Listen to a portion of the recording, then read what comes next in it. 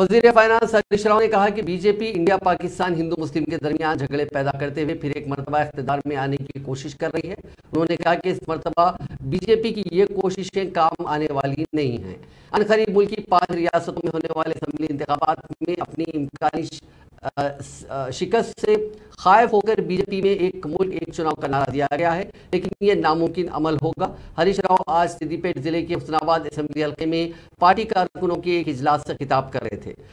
इस मौके पर हरीश राव ने बीजेपी और कांग्रेस को शदीद तनकीद का निशाना बनाया। उन्होंने कहा कि कांग्रेस पार्टी इख्तिदार में आने के लिए शॉर्ट डिक्लेरेशन जारी कर रही है। गुज़िश्ता 50 वर्षों के दौरान इख्तिदार में रहने वाली कांग्रेस को अवाम की फलाह व बहबूद और मुल्क और रियासत की तरक्की पर डिक्लेरेशन जारी करने की याद नहीं आई। उन्होंने कहा कि आज किसी भी रियासत में आसरा पेंशन स्कीम के तहत 2000 रुपये के वज़ाइफ जारी नहीं किए जा रहे।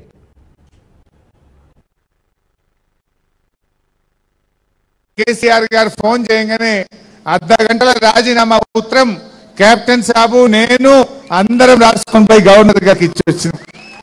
అంటే అలాంటి గొప్ప నాయకులు కెప్టెన్ లక్ష్మీకాంతరావు గారు.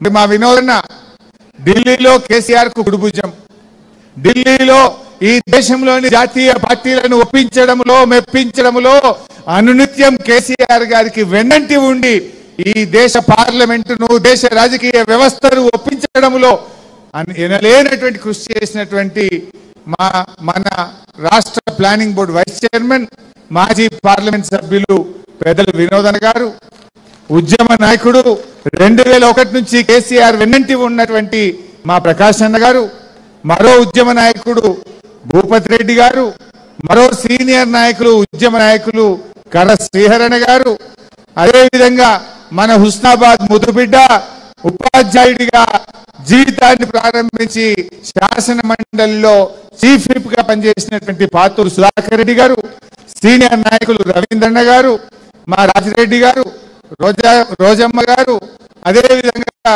శ్రీర్ బాబు గారు, ఇంకా వేదిక మీద ఉన్న అశోక్